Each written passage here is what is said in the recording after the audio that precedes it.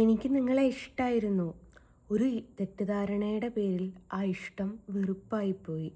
അപ്പം ഞാൻ അറിയാതെ ഇട്ടുപോയ കമൻ്റാണ്. ദയവ് ചെയ്തിട്ട് ആ കമൻ്റ് ഒന്ന് ഡിലീറ്റ് ചെയ്യുമോ? എനിക്കിപ്പോൾ വന്നൊരു വോയിസാണ്. ആ വോയിസ് ഞാൻ നിങ്ങൾക്ക് കേൾപ്പിച്ചു തരാവേ.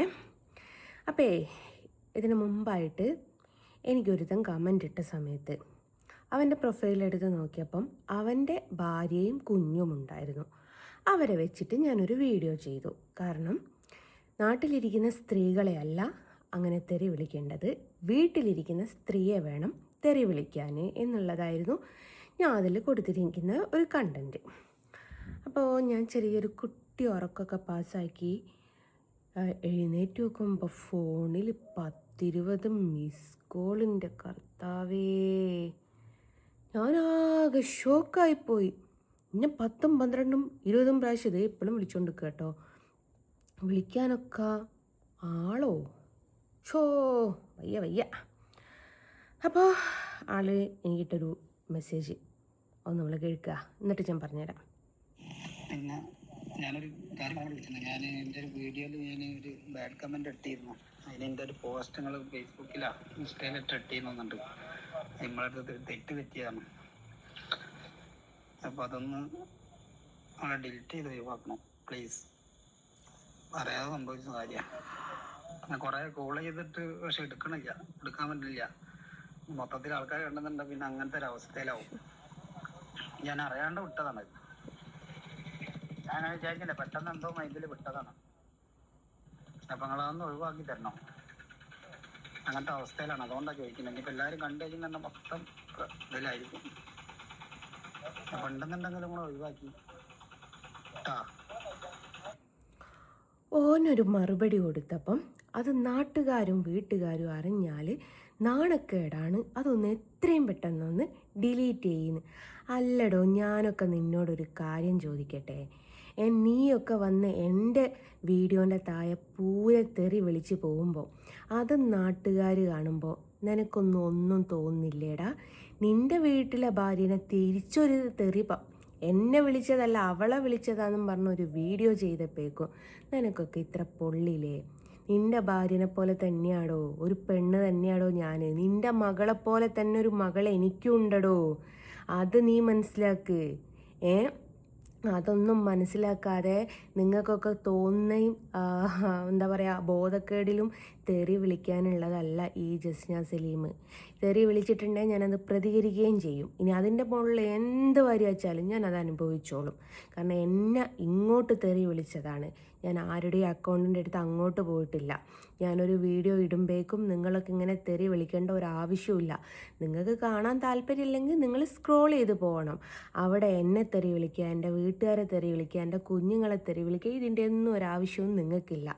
തെറി വിളിച്ചിട്ടുണ്ടെങ്കിൽ ഞാനത് പ്രതികരിച്ച് പോസ്റ്റ് ചെയ്യുക തന്നെ ചെയ്യും. അതിൽ കൂടെ നിങ്ങൾ നാട്ടിൽ നാണം കെടുന്നുണ്ട്, അത് ഞാൻ ഉത്തരവാദിയല്ല. ബാക്കിയോടെയും കേൾക്കാം. ഞാൻ എത്രയോ മിസ് കോളെന്നറിയോ, ഒരു മിസ് കോളിൻ്റെ ഘോഷയാത്ര. അപ്പം ഞാനൊരു മെസ്സേജ് അയച്ചു. നിങ്ങൾ ആരാണ്, നിങ്ങൾക്ക് ഏത് കമൻറ്റിന് ഏത് മറുപടിയാണ് അയച്ച്, അല്ലെങ്കിൽ ആ ലിങ്ക് ഒന്നിങ്ങോട്ട് അയക്കി. എന്നിട്ട് ആ ചേട്ടൻ ഇപ്പോഴും വിളിച്ചുകൊണ്ടിരിക്കുക. അപ്പം അതിന് ഞാൻ നേരത്തെ കമൻറ്റ് അല്ല വീഡിയോ അയാളിട്ട്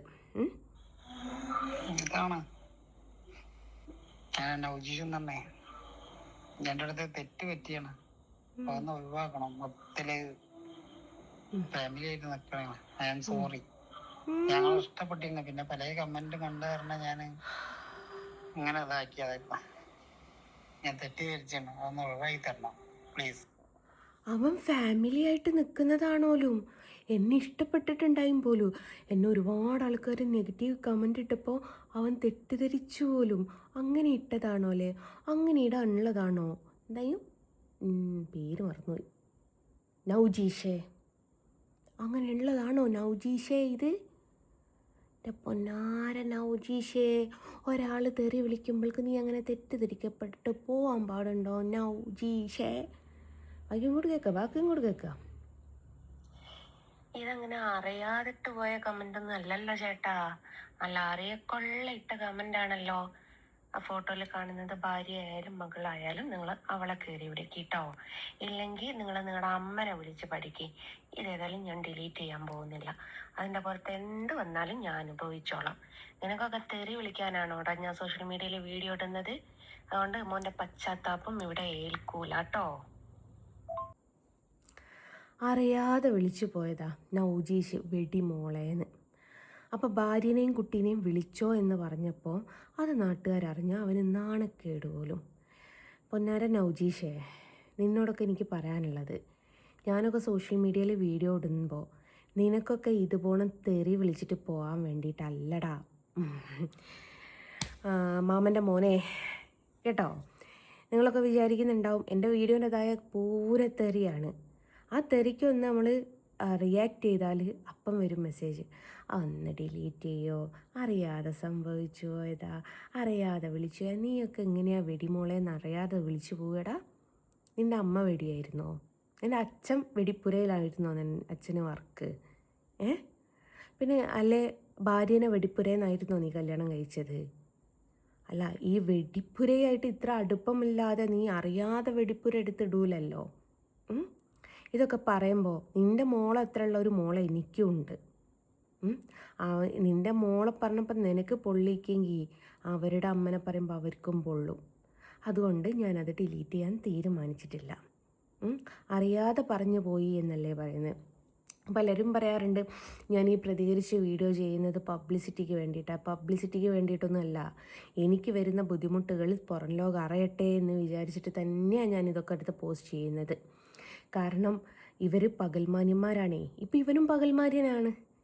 ഇവരൊക്കെ പകൽമാന്യതയുടെ മുഖം ചമഞ്ഞ് ഈ കമൻ്റ് ഇടുമ്പോൾ ഇവർ വിചാരിക്കും ഇതൊന്നും ആരും കാണൂല എന്ന്. ഇതെടുത്ത് വെച്ച് നമ്മൾ പ്രതികരിക്കുമ്പോൾ ഇവന്മാർക്ക് പറയാനുള്ള ഇത്ര അറിയാതെ പറ്റിപ്പോയോ, അവനും ഒടുക്കമത്തെ മൊഹബത്തായും പോലും തെറ്റിദ്ധാരണൻ്റെ പേരിൽ ആ മൊഹബത്ത് പോയതാണോ അല്ലേ? എന്ത് തന്നെയാണെങ്കിലും നൗജീഷെ, ഈ വെടി മോള് ഇത് ഡിലീറ്റ് ചെയ്യാൻ പോകുന്നില്ല കേട്ടോ. അതിന് വേണ്ടിയിട്ട് നൗജീഷ് ഏതെങ്കിലും അടുപ്പിൽ പരിപ്പ് വെച്ചിട്ടുണ്ടെങ്കിൽ അത് മെല്ലെ ഇറക്കി വെച്ചോ. എൻ്റെ നേർക്ക് വന്ന ബുദ്ധിമുട്ടുകളാണ് ഞാൻ നിങ്ങളുടെ നേർക്ക് കാണിച്ചു തന്നത്. ഞാൻ നൗജീഷിൻ്റെ വീട്ടിലേക്ക് പോയില്ല, നൗജീഷിന് അങ്ങോട്ടൊരു മെസ്സേജ് അയച്ചിട്ടില്ല, നൗജീഷിൻ്റെ വീഡിയോൻ്റെതായ ഞാനൊരു കമൻ്റ് ഇട്ടിട്ടില്ല.